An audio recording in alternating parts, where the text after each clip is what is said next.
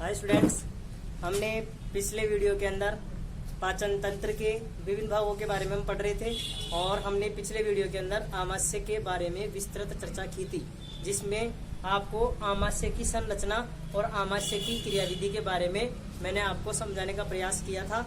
आज हम जो वीडियो बनाने जा रहे हैं, इस वीडियो के अंदर मैं आज आपको छोटी आंत के बारे में, हमने पाचन तंत्र के प्रमुख भागों के बारे में सबसे पहले जैसे मुख आता है, फिर ग्रसनी, फिर ग्रास नली, फिर आमाशय,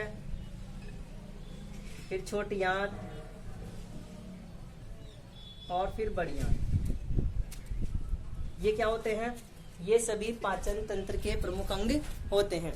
इन अंगों के बारे में हमने मुख के बारे में अध्ययन कर लिया, ग्रसनी के बारे में अध्ययन कर लिया, ग्रास नली के बारे में अध्ययन कर लिया, आमाशय के बारे में अध्ययन कर लिया और आज हम जो अध्ययन करने जा रहे हैं वो हमारा टॉपिक है छोटी आंत। ठीक है स्टूडेंट्स, तो आज देखिएगा। वैसे मैं छोटी आंत के बारे में आपको पहले भी बता चुका हूं। छोटी आंत, इसको इंग्लिश में बोलते हैं स्मॉल इंटेस्टाइन। अब छोटी आंत क्या होती है? हमने देखा था कि हमारे पाचन तंत्र के अंदर ये वाली इस तरह का जो उल्टे यू आकार वाली जो संरचना है, इस उल्टे यू आकार वाली संरचना को हम बोलते हैं बड़ी आंत। मैंने आपको डायग्राम के द्वारा बताया था। तो इसके अंदर जो भी ये कुंडलीनुमा जो संरचना होती है, ये जो कुंडलीनुमा संरचना होती है, इस कुंडलीनुमा संरचना को हम बोलते हैं छोटी आंत। इसकी लंबाई होती है लगभग 7 मीटर। इसको बोलते हैं छोटी आंत और इसकी लंबाई कितनी होती है? लंबाई होती है 7 मीटर। और इसका काम क्या होता है? कार्य मैंने आपको इसका बताया था कि यहाँ पर इसके 3 भाग होते हैं। इसका पहला वाला भाग तो ग्रहणी होता है, दूसरा वाला जो बीच वाला सबसे बड़ा भाग है ग्रहणी, सबसे छोटा भाग होता है छोटी आंत का, सबसे छोटा भाग ग्रहणी यहाँ तक। फिर इसके आगे जो ये कुंडलीनुमा संरचना है, इसको हम बोलते हैं अग्रशुद्रांत। और जो अंतिम भाग जो ये बड़ी आंत उल्टे यू आकार की इस बड़ी आंत से जुड़ा होता है, इसको हम बोलते हैं शुद्रांत। ठीक है, अब इसके अंदर क्या होता है?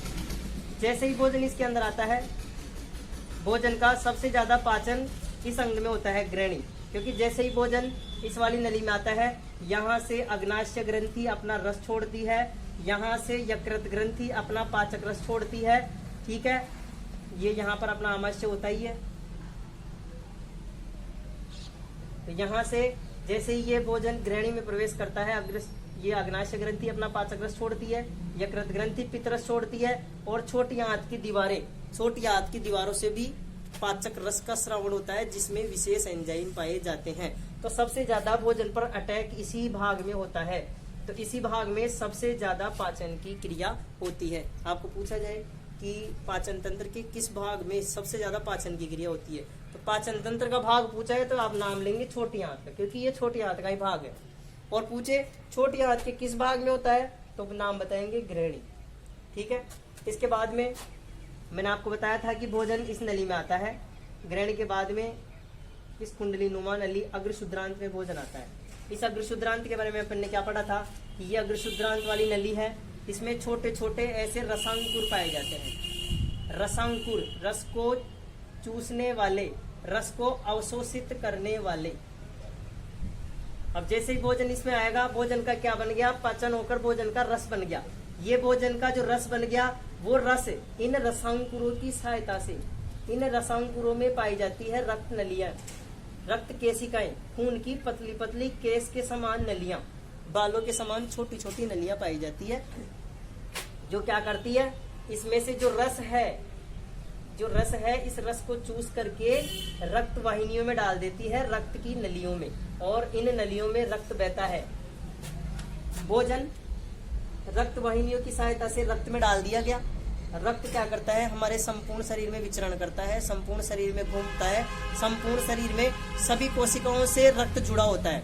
अपन अपने हाथ के किसी भी या अपने पैर के, सिर के किसी भी भाग को थोड़ा सा भी काटते हैं तो ब्लड निकलता है। ब्लड निकलने का मतलब है कि हमारे सभी भागों से ब्लड जुड़ा हुआ है।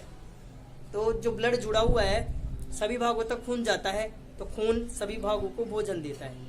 यहाँ से भोजन अवशोषित होकर शरीर के सभी भागों में पहुंचता है, सभी कोशिकाओं को भोजन मिलता है और सभी कोशिकाओं को भोजन मिलने से हमें ऊर्जा की प्राप्ति होती है। हमारी सभी कोशिकाओं को ऊर्जा प्राप्त होती है और हम कार्य कर सकते हैं। तो यहाँ पर अवशोषण का काम हो रहा है, यहाँ ग्रहणी में हो रहा है पाचन का काम, और यहाँ हो रहा है अवशोषण का काम। इस वाली जो नली है इसमें छोटे छोटे रसांकुर होते हैं, फिर इनसे ब्लड की केशिकाएं कैपिलरीज जुड़ी होती है। वो कैपिलरीज क्या करती है, रक्त को, इसमें जो भोजन होता है उसके रस को रक्त में डाल देती है। यानी यहाँ पर जो काम होगा वो किसका होगा, अवशोषण का। सबसे ज्यादा अवशोषण की क्रिया किसमें होगी, अग्रशुद्रांत में। ठीक है, इसके बाद में जो भोजन अपचित भोजन है, जो पचा नहीं है, वो भेज दिया जाता है शुद्रांत में। शुद्रांत में क्या होता है, शुद्रांत के अंदर पित्त लवण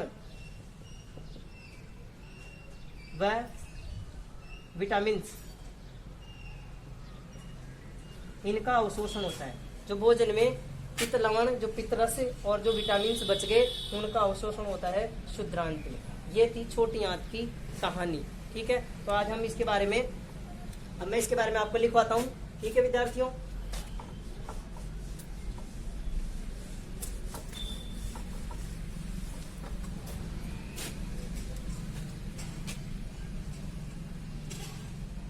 ठीक है।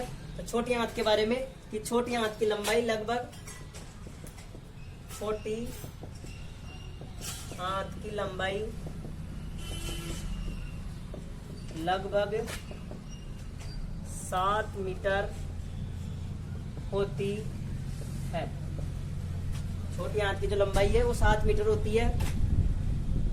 इस भाग में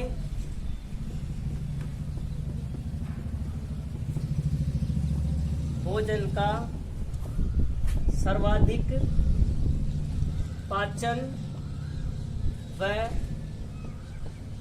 अवशोषण होता है। इस भाग में क्या होता है, भोजन का सर्वाधिक पाचन और अवशोषण होता है। छोटी आंत के निम्न 3 भाग होते हैं।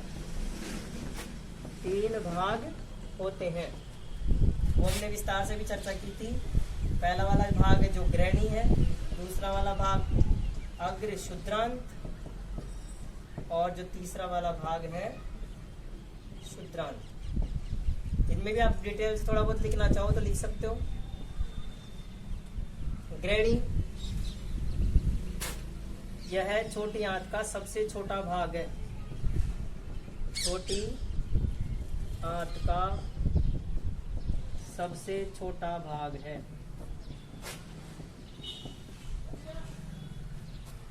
इसमें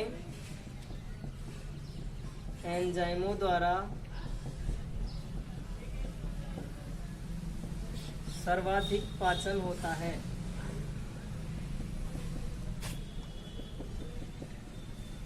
इसके बारे में हम लिख सकते हैं, यह छोटे आंत का सबसे छोटा भाग है, सबसे ज्यादा पाचन की क्रिया इसी अंग में होती है। अग्र शुद्रांत में सर्वाधिक अवशोषण, सर्वाधिक अवशोषण अग्र शुद्रांत में होता है। और जो अवशोषण की क्रिया होती है वो आंत्र कोशिकाओं के द्वारा। आपको पूछा जाए कि भोजन का अवशोषण में कौन सी कोशिकाएं सहायक होती है, तो हम लिखेंगे आंत्र कोशिकाएं। आंत्र कोशिकाओं द्वारा अवशोषण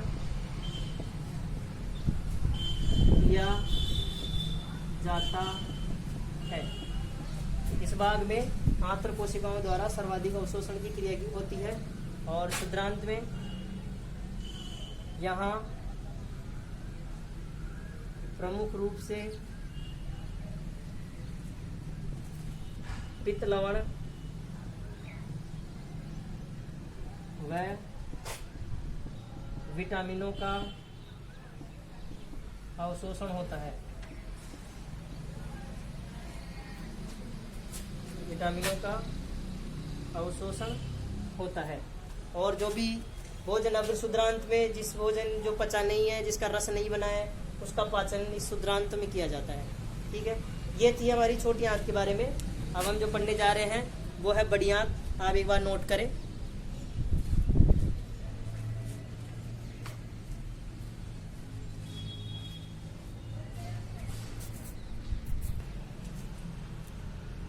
हाँ, तो हम छोटी आंत का हमारा कंप्लीट हो गया है। अब हम पढ़ने जा रहे हैं बड़ी आंत। ठीक है,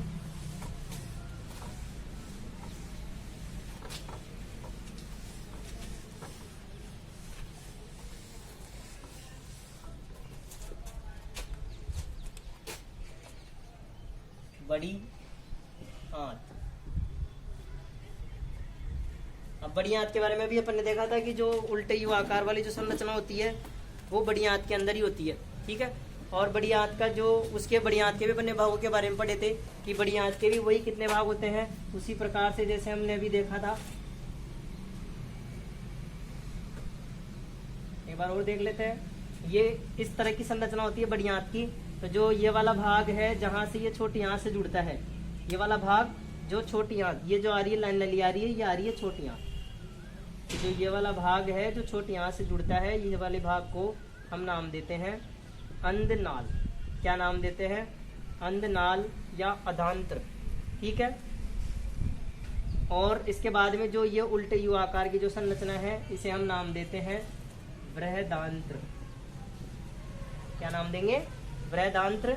और जो ये लास्ट वाला जो भाग है, इस वाले भाग को हम बोलेंगे मलाशय। तो वही बड़ी आंत के भी वही तीन भाग हो गए, अधांत्र या अंधनाल, ये उल्टे यू आकार वाला वेदांत्र, और जो अंतिम भाग है मलाशय। आपको पूछा जाए बड़ी आंत का सबसे निचला भाग, अंतिम भाग कौन सा है? मलाशय। आहार नाल का सबसे छोटा भाग कौन सा है? तो भी हम क्या बताएंगे? मलाशय को ही बताएंगे। ठीक है, इसके अंदर देखिए कि जो आहार नाल का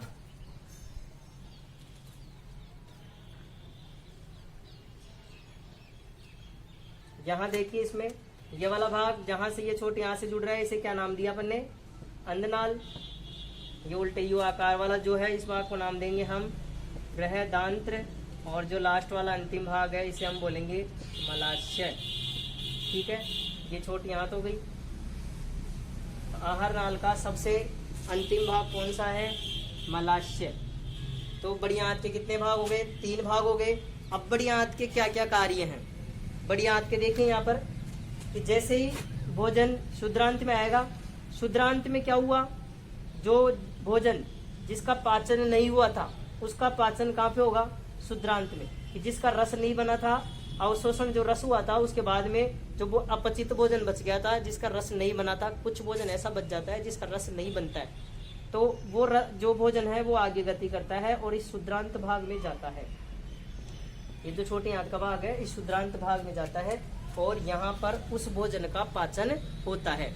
अब भोजन यहाँ पे पच गया तो उस रस का अवशोषण कहाँ पे होगा? उस रस का अवशोषण होगा आगे इस भाग में, जिस भाग का नाम क्या है? अंधनाल। तो देखिए अंधनाल के बारे में क्या लिखेंगे? अंधनाल बड़ी आंत का सबसे प्रथम भाग है। यहाँ पर शुद्रांत से आए हुए पचित आहार का रस अवशोषण होता है। जो भोजन आता है शुद्रांत में, जो भोजन पचता है, जिसका रस बनता है, उस रस का अवशोषण अंधनाल में होता है। इससे पहले अपन ने जो वीडियो बनाया था, मैंने आपको यहाँ पर एक अवशेषी अंग के बारे में बताया था कि यहाँ पर एक धागेनुमा संरचना लटकी रहती है, एक नली के आकार का अंग निकला रहता है। ये जो अंधनाल है, अंधनाल के इस भाग में यहाँ पर एक नली के आकार का अंग निकला रहता है। इस तरह से नली के आकार का, एक पाइप के आकार का अंग निकला रहता है। इस अंग का कोई कार्य नहीं होता है, इस अंग का कोई कार्य नहीं होता है, इसीलिए इसको बोलते हैं अवशेषी अंग। अवशेषी अंग। आपको पूछा जाए अवशेषी अंग किसे कहते हैं? वे अंग जिनका हमारे शरीर में कोई कार्य नहीं होता, ऐसे अंगों को अवशेषी अंग कहते हैं। केवल ये अवशेष के रूप में ही बचे रहते हैं, इनका शरीर में कोई कार्य नहीं होता। तो इनके नाम बताएंगे। जो एक तो ये रही, जो नली के आकार का जो ये अंग निकला रहता है, इसे हम बोलते हैं कर्मी रूपी परिशेषिका। कर्मी रूपी परिशेषिका, या फिर इसको अपेंडिक्स भी बोल सकते हैं। इसके दो नाम है, कर्मी रूपी परिशेषिका और इंग्लिश में इसे अपेंडिक्स कहते हैं। तो आपको पूछे अवशेषी अंग किसे कहते हैं, कि वे अंग जिनका हमारे शरीर में कोई कार्य नहीं होता, ऐसे अंगों को अवशेषी अंग कहते हैं। तो एक तो नाम ये कर्मी रूपी परिशेषिका का दे देना। एक आप दे सकते हो निमेशक पटल, हमारी जो आंख पर ये जो व्हाइट वाली जो परत होती है वो निमेशक पटल होती है, वो भी हमारे अवशेषी अंग के रूप में ही कार्य करती है। और कान के बाल, जो हमारे कान के बाल होते हैं, कान में बाल होते हैं, उनका कोई कार्य नहीं होता। नाक में बाल होते हैं, वो तो फिर भी जो भी हम श्वास लेते हैं तो उनके साथ में धूल के कण जो भी जाते हैं उनको रोकने का प्रयास करते हैं नाक के बाल, लेकिन कान के बालों का कोई कार्य नहीं होता। ठीक है, इसलिए जो कान के बाल हैं वो भी हमारे शरीर में एक अवशेषी अंग के तौर पर कार्य करते हैं। तो आप लिखते हैं बड़ी आंत के बारे में।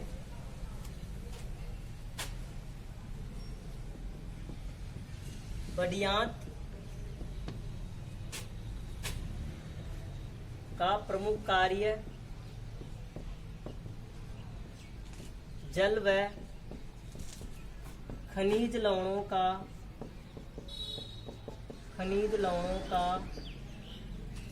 जल व खनिज लवणों का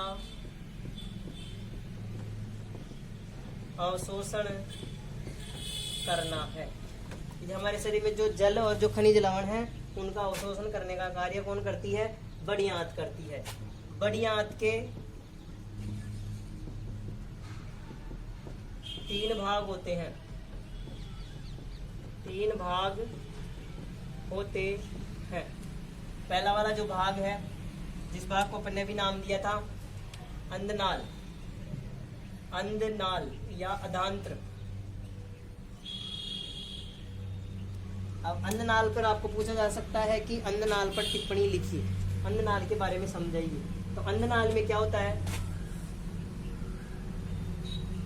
अंधनाल में शुद्रांत से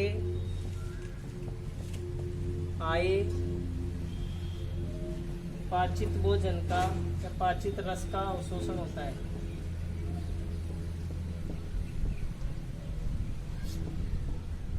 पाचित रस का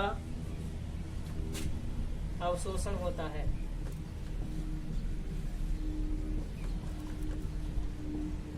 जो अन्ननाल है इसमें जो शुद्रांत से जो पचा हुआ भोजन आता है उसका क्या होता है, अवशोषण होता है। अन्ननाल के अंतिम सिरे पर या अन्ननाल के प्रथम भाग में एक नली के आकार का अंग निकला रहता है, जिसे कृमिरूपी परिशेषिका या अपेंडिक्स कहते हैं। तो आपको पूछा जाए अंधनाल पे टिप्पणी लिखिए, तो आप लिखेंगे कि अंधनाल में शुद्रांत से आए हुए पाचित रस का अवशोषण होता है। जो भी शुद्रांत से पचा हुआ जो भोजन आता है वो आता है अंधनाल के अंदर। ठीक है, अंधनाल में यहाँ पर इसका क्या होता है, अवशोषण होता है।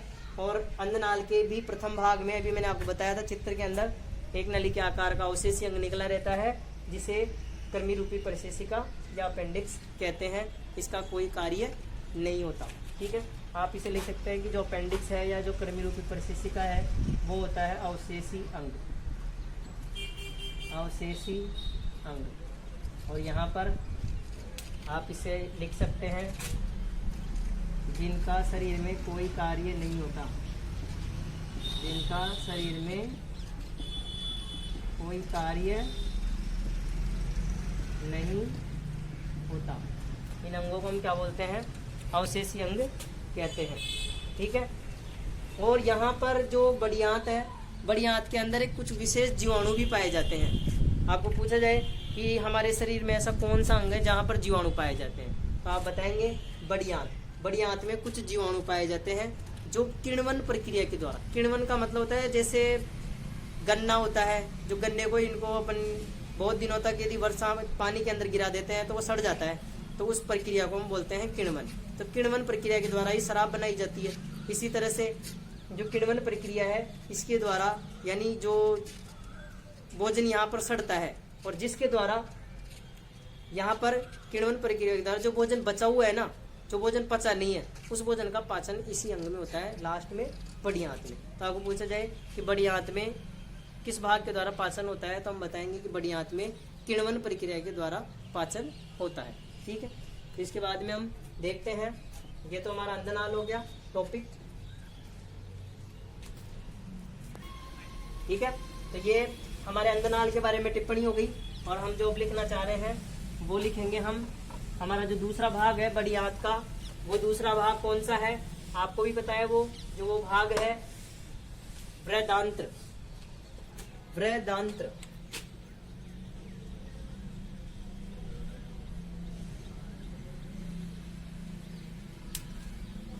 अब वृद्धांत्र जो उल्टे यू आकार की संरचना है उसे हम वृद्धांत्र कहते हैं। इसकी लंबाई लगभग 1.3 मीटर होती है। वृद्धांत्र की लंबाई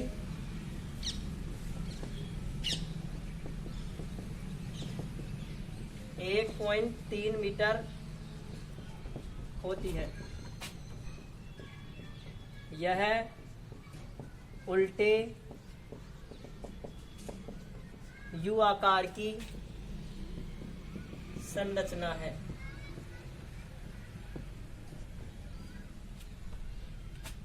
उल्टे यू आकार की संरचना है। वृद्धांत्र के निम्न भाग होते हैं। वृद्धांत्र के भागों के बारे में हमने देखा था। वृद्धांत्र के जो भाग होते हैं ये उल्टे यू आकार की जो संरचना है, ये वाली।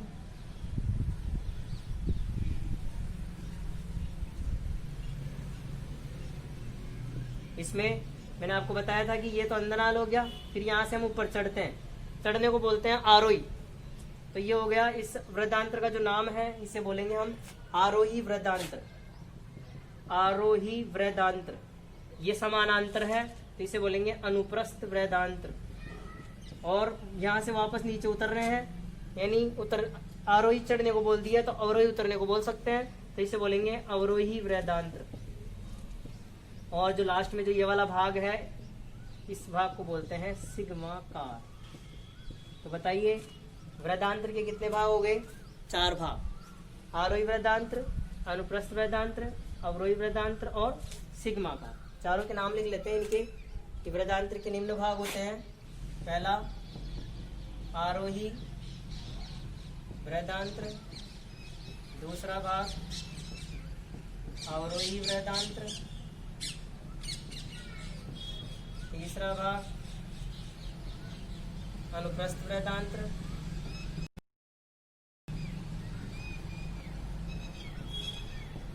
और जो चौथा भाग है सिग्माकार। ये हमारे वृद्धांत्र के बारे में टिप्पणी हो गई। ठीक है,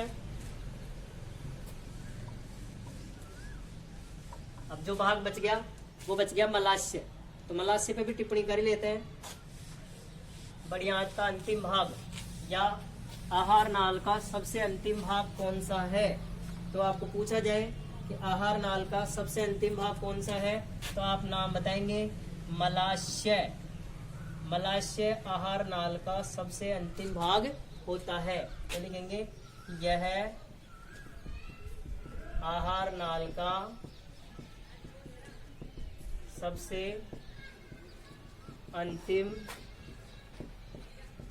भाग होता है। यह लगभग 20 सेंटीमीटर लंबा होता है।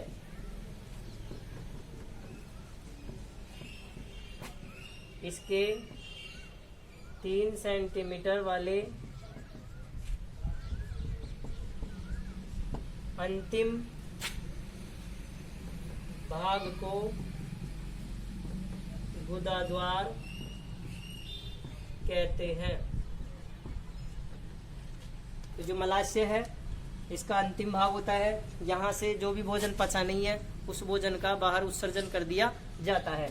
तो ये 20 सेंटीमीटर लगभग 20 सेंटीमीटर लंबा होता है। और जो 3 सेंटीमीटर जो लंबा जो भाग है नली के आकार का, उसे हम गुदाद्वार कहते हैं। इस मलाशय के अंदर 2 संवरणी पेशियां पाई जाती है। अपन ने पहले भी पढ़ा था कि संवरणी पेशियों का क्या कार्य है, कि संवरणी पेशियां विभिन्न स्तरों पर भोजन के पाचन और उन पे नियंत्रण रखने का कार्य करती है। अब यहाँ पर जो अपचित भोजन आया है उस पर कंट्रोल रखने का कार्य भी कौन करती है, संवरणी पेशियां। ठीक है, तो यहाँ पर एक तो बही और एक अंतर, 2 प्रकार की संवरणीय पेशियां पाई जाती है। तो क्या काम करती है, यहाँ पर भोजन के निकास पर नियंत्रण करती है। तो ये मलाशय के बारे में टॉपिक था हमारे। और यहाँ लिख सकते हैं कि इस भाग से